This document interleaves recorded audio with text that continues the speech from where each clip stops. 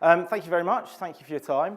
So, for the next 20 minutes, I'm going to talk to you about Monster, but also about other brands that I've lucky been to be part of, but also brands which I wish I'd been part of, and the common factor for all of them, which is brand love. Brand love, I guess it's, like so many things, it's not a new term. There's always been brands that were loved. I guess we just now have a slightly more recognized time to capture that and understand it and give us some focus. And this is something which I love. I guess it's because I've been very fortunate in my career, having been at Monster and then at Red Bull before that, and before that at agencies, working on some really, really much-loved brands like Marks and Spencer's, moving them to M&S, Virgin Atlantic, Coca-Cola and Bacardi. And I guess that's influenced me. So it's a subject I love to talk about, so much so that I was very fortunate enough to be able to contribute to this book. Unlike Andy and some of the other guys, it's not a book I wrote, so I haven't got copies to give out, but actually one of the authors is at the back, so if you twist his very long arms, he might give you a copy. But yeah, it's a subject matter that's very important to us at Monster, and something that we take really seriously. So, I want to do a little exercise just to give you a sort of sense of what it means to us. So, we've got two images up on screen here. Your left and your right, two snowboarders. I want you to imagine you are the editor, if you like, of a magazine, or you're a picture desk. You're trying to decide, which image should I post? Should I go with the gentleman wearing the red and white jacket on my left, or should I go with the gentleman wearing the black and white striped jacket on my right? So, anyone who chooses the gentleman on your right, could you please stand up? Okay. Not many. All right, sit down. So, who's going to choose the gentleman on the left? And who's choosing neither? Amazing. Okay, right. So, I'm going to guess. This is a bit of a loaded dice, really. I'm going to take a guess that you like this picture. It's beautiful, it's crisp, it's clean. It looks like he's jumping over a mountain. This is truly a spectacular image. If we were to post this image, we would receive the single largest barrage of insults, criticism, and damnation that we've ever had in our short history. Very simple matter for those who know snowboarding. These guys are both doing grabs. The guy on the right is doing what's called an indie grab, where you grab between the bindings. The guy at the back is doing a tindy grab, which is a very lazy thing to do. It means he couldn't be bothered to grab between his legs. He couldn't be bothered to grab the tail. He just grabbed the nearest thing. And that is a crime against snowboarding as far as snowboarders are concerned. Now, this seems like a very trivial detail, but it's a very, very important thing because, as I say, for the snowboarding community, and who are a really important community to us, and what we refer to as scenes, for them, this is enormously important. Any brand that posted the image of someone doing a tindy would basically be saying, we have no idea what you're into. We have no idea who you are, what you like. We just think you could be a good consumer for us. We just want to sell you some products, okay? So take it easy. But for us, this is everything. This is everything. It's the decisions we make are these, where two things that look the same, but you need to know the difference. And that's what it really means for us. That brand love means every single decision you make is influenced by the audience you're talking to. We start with an audience. That is our whole premise is we have an audience who we talk to. We have a community, we have a scene, we have a world that matters to us beyond anything else. We always talk about Monster as a lifestyle in a can, and what that means is we market a lifestyle. We very, very, very rarely market a product. We don't sell fizzy drinks. We sell a lifestyle that's made up of sports, music, partying, girls. That is the Monster lifestyle. And to sell that lifestyle, and to communicate that, we go directly to communities and scenes. And we know their world. We talk to them directly. And so what I'm going to talk to you about Monster when we talk about brand love is I'm going to give you my love is, having been inspired by the cartoon series from my youth. So my first love is when your whole world revolves around them. And this is a slide that we tend to open with whenever we talk to new partners is we are a brand built on fans. And that's a really, really powerful statement for us because everything we do is driven by these audiences. We don't do any advertising because that would be saying a lot about ourselves. And the more we say about ourselves, the more we will alienate ourselves from different fans.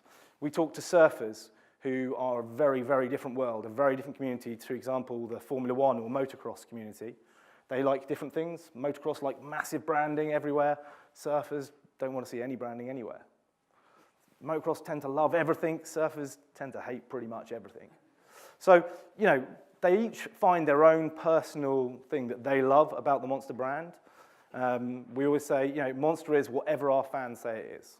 And we allow them to hold that. But that's why we say everything we do, everything we achieve, all the partnerships we have, the athletes who want to work with us, the teams that want to work with us, and the broadcasters who want to work with us because of our audience. And because we put that audience first and foremost. And so that's important to our partners, but what's important to us is that we approach this with credibility because it's all about influence for us. And this is a little diagram that we have here that shows that at the core of influence for us is our athletes and ambassadors, core scene media, event organizers, and core fans, and that influence permeates out. And in doing so, they influence each other. It was a term that Red Bull coined, which was third-party credible endorsement. We used to use it all the time there. But for Monster, as I say, it's just about credible influence. The I'll have what she's having. This is a very fortunate cartoon I've nicked because our bottler partners are Coca-Cola. So if that had been Coke on the billboards and Pepsi in the hand, that would have been the end of being able to use that slide. But this is ultimately how our decision-making process comes down to, is making that influence, making that choice by our consumers and by our fans. And so as we say, it's about putting audience first, putting people before product. And so that's my next love is. Love is putting people before product. And again, the thing that's key here is this applies unilaterally, whether it's the ambassadors, from the really most famous ambassadors we have, such as Lewis Hamilton. There'll be a new Lewis Hamilton can product that we'll be launching later this year, all the way down to our most numerous fans, which are our Monster ambassador teams, which I'll talk a bit more about later, but essentially are the guys who work for us who are on the ground, who are at the grassroots level, talking to fans, handing out cans, doing smaller events. All of these people come first. They're the ones that connect directly. They're the ones who understand the audience and the ones that create the most direct connection with them. They're the ones who understand when you see two things that look the same, you know the difference. The other example we always give of this one is, has anyone seen The Devil Wears Prada? Okay, so there's a scene in that where the girl walks in and she's like, what are you wearing? She's like, I'm wearing a blue jumper. She's like, it's not blue, it's cerise. Okay, and that decision was made for her 3 years earlier, and the decision to use cerise rather than blue was something really important and powerful to that scene. And this is the same thing for us, okay? There are things that, to each of these scenes, whether it's motorsports, action sports, music, whatever it might be, there are little subtle differences. There are choices that we make. The ambassadors we use, the cars they drive, the branding that we choose, and every single one of those decisions is for that scene. They're done intentionally, and that's what brand love means to us. So our people or our marketing is key to us, and they're our voice. And so my next love is focusing on what they say. So I was talking to someone at lunch about how I can, in a breath, I can destroy the Red Bull Media House or sell it as the greatest innovation that I've seen in my lifetime in marketing. So Red Bull, as I said to you, is all about third-party credible endorsement. Other people talking about you, telling their friends why you are so cool, why you're so interesting, why you should be that, as Andy mentioned earlier, why you should be that auto default product choice whenever you're looking for energy drinks. And that was their kind of core mandate for years. And then they developed the media house, where then they own the channels. They own the mobile, the TV, the broadcast, the print, everything. So now it's just them talking about themselves. It's one to many. And that for us, that's deeply uncool. Our approach is to say many to many. Every piece of content we create, all of our postings, everything we do is for an audience and generated specifically for them, to encourage them to share it. They're the ones, they are our broadcasters, if you like, is our community, which is why we call it corecasting. It is about empowering and enabling your engaged audience to carry your message on your behalf. And if you're going to do that, you have to give them something to talk about. And so my next one is love is building brand properties. Now, this can mean different things to different people. So when I was at Red Bull, we talked about brand properties, which was a way of looking at holistically at what the events and activities we did, bringing them all under one roof. So whether it's communications, working with a broadcast partner, whether it's social and digital media, whether it's the event experience, whether it's the promotions that you do, how you deliver that to the off-trade or the on-trade, how you can involve partners, whether it's a broadcaster or whoever it might be, or simply down to where you give out stickers. And we apply this, we call these our brand properties, so whether that's Formula One, or MotoGP, or motocross, or snowboarding, or surfing, whatever it might be, we take the same approach to say, right, what's important to that? We need to derive value from this, but we also want to create value for it. For example, being MotoGP, we've been the sponsor of Le Mans MotoGP for the last 6 years, and it's grown 20% every year for the last 6 years, the attendance figures. They've grown 25% in terms of the actual revenue they've taken on site. And that's really powerful and important to us. But it's also benefited us because now the rights holders want us to do more. You know? They can see that we add value and we take value from it. So brand properties for me are a number of really, really important and really key to brand love. Partly because it's about, you know, you create an amazing dialogue with your audience, with your fans, about something they care about, you know? It's not talking to them about your product. It's not talking to them about why you've suddenly launched this amazing new variant which has incredible, you know, will make you dance all night, will make you, give you wings or whatever. It's about talking to them about things that they care, the things that they care about. You can have an interesting conversation behind the scenes and what matters to them. And to do that, though, you've got to know your audience. You've got to know them inside out, and you've got to care about knowing them more than anything else. So for us, love is instinctively knowing your other half, which is why we basically employ our biggest fans. So this gentleman right here, who's just saying, putting his finger up saying, I can't believe you didn't know the answer to that question about which snowboarder to choose, because he is a snowboarder. And so his name's Connor. He's one of our Monster Ambassador team leaders. He looks after all of our relationships with skate and snowboard media. He looks after our relationships with the athletes. He looks after the events. He looks after the sampling missions where they go out and hand out cans and stickers. And most importantly, though, he talks their language. He's one of them. He looks like them. He dresses like them because he is one of them. He is from that world. So we love that scene, that world so much that for us, we're not going to trust anyone but someone from that world to talk to us about it. But that being said, there are a lot of people in the world, and there's only a few Connor Duffys. So we also use a social listening and data analytics tool that takes massive amounts of information and then siphons it all through IBM's supercomputer Watson to provide us with incredibly detailed amounts of data about the audiences we're trying to reach and the best way to reach them through social. And that's how we optimize our investment in social and boost posts. So it's all very nice, touchy-feely, but we do use some of the smart stuff as well. And the key thing that we have with all of these, though, is when we're talking and engaging with our audience, we have a lovely time doing that in the real world, creating events and experiences so that people leave, you know, in love with the brand, in love with their experience of the people they've met and all the great things they've had. But then when you take that to social, it can't be just about boosting posts and showing people pictures. You know, our whole principle when it comes to social is about two-way dialogue. It's about socializing, not marketing. We cannot be marketing to them. We cannot be selling to them because we are part of their world. And that's not how you talk to a friend. If you talk to a friend, you're going to socialize. And so we use that as our starting point. And the more we socialize, the more they engage with us. And this is where it comes to the real rub of what's important to us and what the importance of brand love is. So we used to show a chart which basically would say that we were, when it was Facebook's biggest groups for FMCG drinks brands, Coca-Cola number 1, Red Bull number 2, then we're probably about 5 or 6 or 7 down the list. And then you flip it for engagement and we're number 1. A couple of years later, and they ran a new report, and now we're the most engaged, or this point last year, we were the most engaged brand of any brand on Facebook, even bigger than Barbie. That was probably the high point, I think, of a career, to defeat Barbie on Facebook. But ultimately, this is all very nice, and these are great metrics for us to have, to be chasing engagement. But the most important thing here is when they're engaging, they're buying.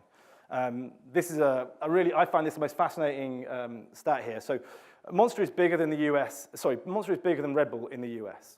And at the point at which Monster overtook Red Bull, and it's only continued to grow and widen the gap, it's about 10% bigger than Red Bull now. But at the point at which it overtook, Red Bull had 98% awareness, And Monster, which didn't do any research, but Coca-Cola did some research on its behalf, had less than 50% awareness. And the point here was that in any given market, whether it's the US, whether it's Europe, there's only 20% of people who actually drink energy drinks. So you really don't need to reach everybody, and it's a bit of a waste if you do. You know, there were old ladies sitting on their front porch in Idaho, sipping a whiskey or something, I don't know, saying, you know, who know about Red Bull, but they're never, ever going to buy it. Whereas for Monster, it's about knowing your audience, you know, talking to your audience, spending all of your investment and commitment and your love on that audience, which is why it was no surprise, and we were very pleased to see that we could sell more than Red Bull whilst reaching far fewer. And that's been good for business, you know. So Monster stock has grown 10,000% over the last 10 years. It is the top 3 performing stock of the last decade. And a nice one here, which is better stock returns in the last 9 years than Google, Apple, and Netflix. So the point is that love works, and love has value, love has worth. So that's great for Monster, but as I said, I don't want to spend the whole time talking about Monster, because there's others too. Oh, one last point. It also meant that Forbes posted us as the #7 most innovative brand in America. So again, taking that approach allowed us to, improve our stock and credibility with our partners as well. But yeah, so moving on to others, and whilst, you know, obviously I can make little comments about Red Bull along the way. Obviously, I came from Red Bull, and this slide, this chart here, I guess I saw that 12 years ago. Jamal, when did you? You must have seen it before that. So this has been around. Brand love is, as I say, has been around for Red Bull for a very long time. They understood that right from the start that the key to them to getting brand love was first about people knowing who you are and what you do, then about trial. And, you know, as there were cans outside, as the Red Bull mantra is, a cold can is a sold can.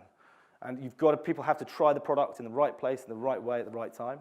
And then belief, and belief comes from experience. Belief comes from what we call, from our touch points, which are slightly different to what most people call them now, but from having touch points, as in points of interaction with the brand, real-world experiences where you get to feel, know, and come home with stories about an amazing experience of the brand, and that ultimately leads you to love. And one of the things that Red Bull was amazing at doing was actually creating what they call small fires. So experiment small and go big. And we would have countless number of smaller events that would just get upscaled and upscaled over the years. And as we said, small fires lead to big dreams. Now, the Felix Jump from Space project was an amazing project that was started when I was there and finished long after I was gone. But actually, and a lot of people criticized it for taking too long, but you have to realize that every year that this went on was more news, more stories, more coverage, more reasons to engage, more reasons for them to talk to their fans about this amazing, unbelievable, never been done before, biggest event by a brand in history, you know? So it was a really powerful statement about what their aspirations were as a brand. The one that's closest to home for me, though, was the air race. So air race, again, a very small project that started in an airfield, seeing if you could fly a plane between 2 pillars, with the dream to be the F1 of the skies. And as it grew and grew, it became even bigger, and people jumped in along the way. Broadcasters came on board, and it enabled us to reach a point where we delivered an event in London that required changing 4 laws. Bringing on stakeholders, and anyone who's ever done anything in London or watched the TV show 2012 knows that the amount of red tape, bureaucracy, and stakeholders involved in local councils is not to be envied. So, but the key to this was don't tell stories, but be the story. Now, that's not to say I don't think storytelling is a good thing. You know, I love when brands have storytelling as a goal. But for Red Bull, it was to recognize that actually for them, what was more powerful was to be the story itself, to be written about, to be talked about, to not be the one telling, oh, we had an amazing time doing this, we were at this event, we were at this festival. It's to be the festival, to be the event, to be the one that everybody talks about, to be shifting the world of sport and taking it in a new direction, challenging what people believe you can and can't do. And that was what was so powerful. But ultimately, as with my examples with Monster, it all comes down to the commercials. So every year at Red Bull, our key point of the year was Christmas time, you know? We had our greatest sales spikes throughout the year, and everyone knew that was going to be the time when you have feet on the street, everyone's out there, making sure shelves are stocked, bars are looking great. With the air race, we were able to achieve a second Christmas because we had such an enormous spike from this brand property, from the brand love that it created, from the engagement that came off the back of that, and that converted into sales. A couple of other examples to give you. So this is Xiaomi. Does anyone know Xiaomi? So Xiaomi is the world's most valuable tech startup. And the thing that I love about Xiaomi is that, and this is, by the way, one of their conferences where these are all fans. These are not employees. These are people who buy their products.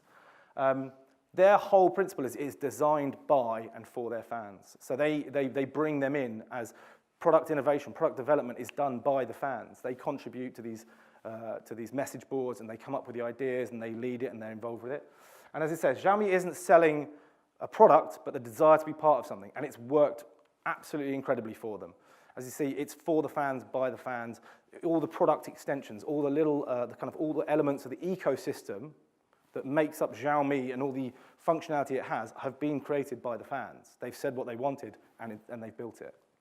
And as you see, it's worked out really well for them. You know, they sold out their first in 3 minutes, their next in 15 seconds, 5 seconds, and 2 seconds. I mean, this is like concert ticket sales, you know.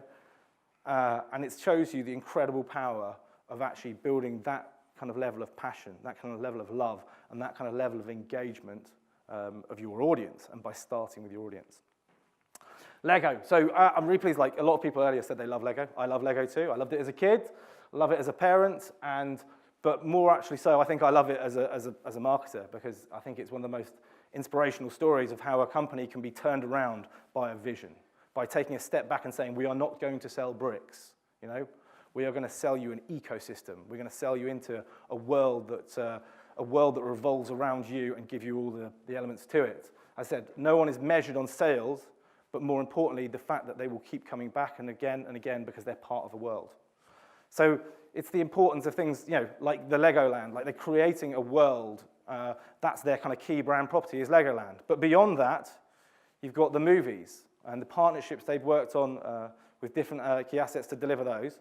And my favorite being, you know, Lego Star Wars, arguably a better game than if they'd done it by themselves, and has then spawned off its own comedy. You know, the amazing videos they've done with the stormtroopers in the hot tub. And if anyone hasn't seen the Eddie Izzard Death Star canteen sketch, then you should definitely YouTube that and see Darth Vader sharing everyone's anxiety with wet trays. But it has created its own ecosystem, its own environment, and a reason to come back. And that has been reflected in their sales. And again, you see this, the passion, the energy, the commitment, the love of by recognizing what their audience wants and needs is reflected in a spike in business growth. And then to kind of bring it a little closer to home, this is again a personal favorite of mine, which is EE. So they created, so these guys are Justin and Warren, I think it is, who are two YouTubers who, from their research, they found were really important and really aspirational to their target audience. So rather than using them to sell EE, they became EE. They became a virtual network for EE. So they created SIM cards and data packages where if you bought Justin's SIM card, you got the data, but you also got a message from him, or he'd give you a call. And they created enormous amount of fans and revenue on this really simple, beautiful way of building brand love and generating revenue from a brand property with these guys. And I just think it's a really simple and elegant execution. So yeah, so there we go. For me, it's about brand love, it's about putting your audience first, about understanding what's important to them and what you can do for them, and committing culturally, committing financially, committing resource, and giving it a focus. You know, Andy talked about having got a growth director. If you don't have a growth director, you're not going to focus on growth. And I guess the important here for brand love is if you don't give it, if it's not a metric, it won't get done. If it's not important to you, it won't get done. If it's not a factor. And the reason for me that it has the most important worth is you've got to look at where you value your company, where you value your business. And it always reminds me of a story. So when I was younger, when I was at school, my friends' parents had a surf shop. Now, the fact that we lived nowhere near a surf break did not stop them. They wanted a surf shop, they bought a retail space, they started a surf shop. And his mum asked us all and said, right, what should we call it? You can all come up with a name, best one wins. So I was like, well, I didn't realize I wanted to be in marketing or anything, but I still thought I could come up with the best name. So we all came up with great names, and then she went with the one that she went with her own choice, actually, which was, again, a great lesson in life. So yeah, she called it Joey Loons, and she started this surf shop, and it did really, really well. And obviously, when they sold it, the value of that company was its assets. It was the stock, it was the store.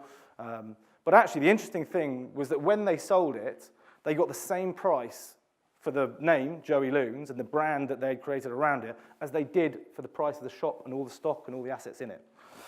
Which would have been a surprise to me at age 16. But then when I started working in advertising, actually this was the topic of conversation, which I guess 20 years later we now take for granted. The value of a business and a brand is actually made up of its assets and its intangible assets, the brand, if you like.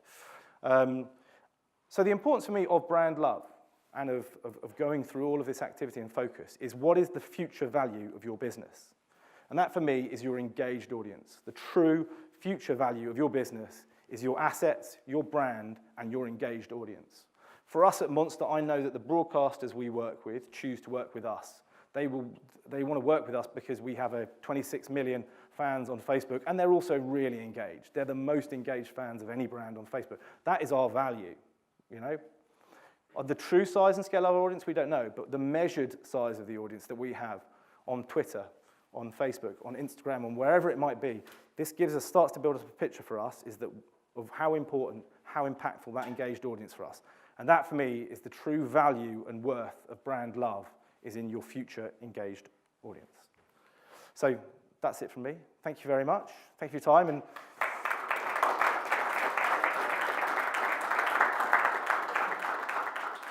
any questions?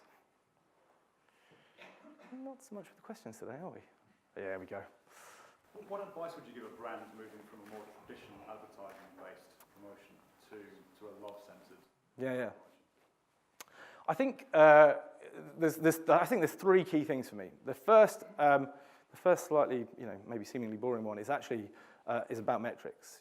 We always talk about what gets measured gets done, and actually I think that it's even more important here because I guess the thing that makes it easy for a brand like Monster or a brand like Red Bull is that it starts from the top down. This didn't come from me. This came from our founders. They decided that was what was important.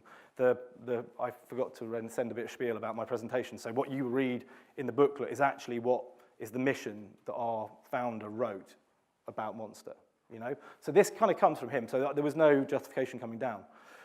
What we found though, particularly as we've grown through our bottling partner Coca-Cola, is they need to understand it and they need to understand the measurements and the metrics. So, which is why we put in place really, we've been very clear about putting in place metrics to say this is what it will deliver for us. Because otherwise, the easiest metrics you've got are advertising. We know what we pay, we know what we get. It's easy for a board to sign off.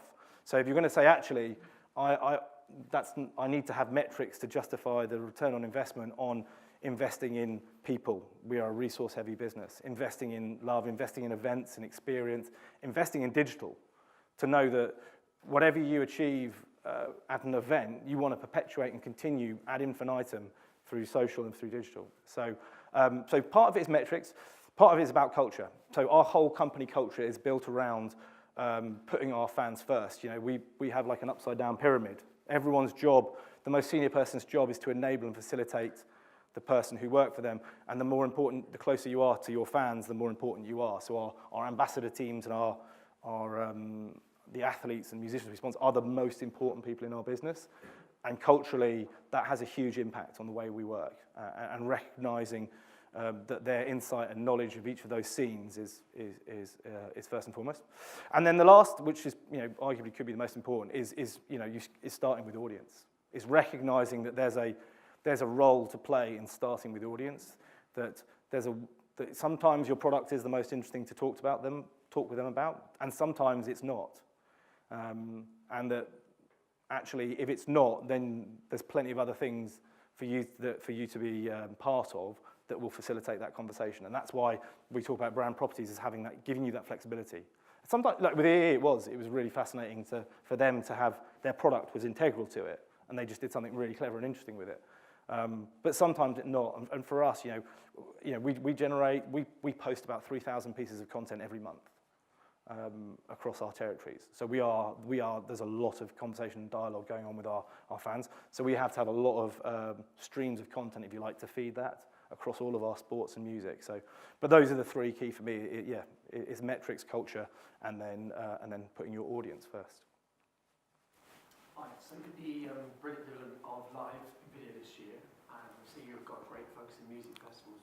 What's the plan of attack this year? Change of heart? So for music festivals, Snapchat, Instagram, Facebook? yeah,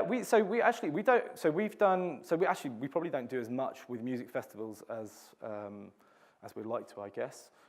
Again, we do focus on the kind of call-casting elements, which is also Snapchat and to an extent Facebook Live. We've historically used Facebook Live more for like behind the scenes. So artists. So we won't go to a festival unless our artists are performing. And so if they are performing, then we'll want to do stuff from, we'll typically get our fans to come in with questions, and then we'll ask them the questions backstage, and they'll Snapchat it or live stream it on Facebook or on Instagram. So that's our approach with music, is more behind the scenes. So. Anyone else? As you get bigger, does it make it any more difficult for your fans to stay in love with you? Yeah, it's funny. I thought that's what the guy who spoke earlier about the paradox of growth, I thought that's what he was going to say, because I was like, oh man, yeah, talk about it. The bigger you get, you suddenly become this wieldy beast. It must be really hard. So I would say, so the way our approach, the point I was making, I guess, with the difference between surfers and motocross fans is that if we were talking about ourselves, the bigger we got, the harder it would be. So that is true. So that would be true to an extent. Now, because we don't take that approach, because we allow our fans to control the conversation, it sort of mitigates it to an extent. The danger is the bigger you get, the harder it is, arguably, or the greater the pressure is from your business to meet certain commercial demands. And there's always a balance of the commercial goals that you've set yourself and where you want to invest in core credibility. So core credibility might be an activity that's not really going to generate masses of sales for us, but our reputation within that world, within that scene, will be enormous. Or even to put it another way. So, for example, last year we did a massive party on the Strait at Monaco, down by the harbour, as a thank you to the engineers of the Mercedes team. That really didn't generate any. It wasn't a big sales driver for us. We just spent money giving them a good time. Now, the impact of that, though, within the paddock, within the motorsports community, was pretty big. The impact of that for us for working with Mercedes was really big, because otherwise it would have been a lot more expensive. But they love us as a brand, and they love working with us because we say thank you. So I guess there's a balance between the kind of core credibility, stuff you do because you know it's going to create love, versus the stuff you do that creates love and also you can see a direct commercial impact, if you like. So, and I think that gets harder the bigger you get. Plus, the bigger you get, the bigger the audience you need to feed. And if we want to grow, we have to keep expanding. So you'll have seen, as you may have seen or not, that in the US, they've started sponsoring some other properties such as NASCAR. UFC was a move into a new audience, which has been really good. And then there's some which are slightly more interesting, sponsoring a racehorse or sponsoring Tiger Woods. So there's a certain amount of experimentation. Cool. Round of applause, please, for John. Thank you very much.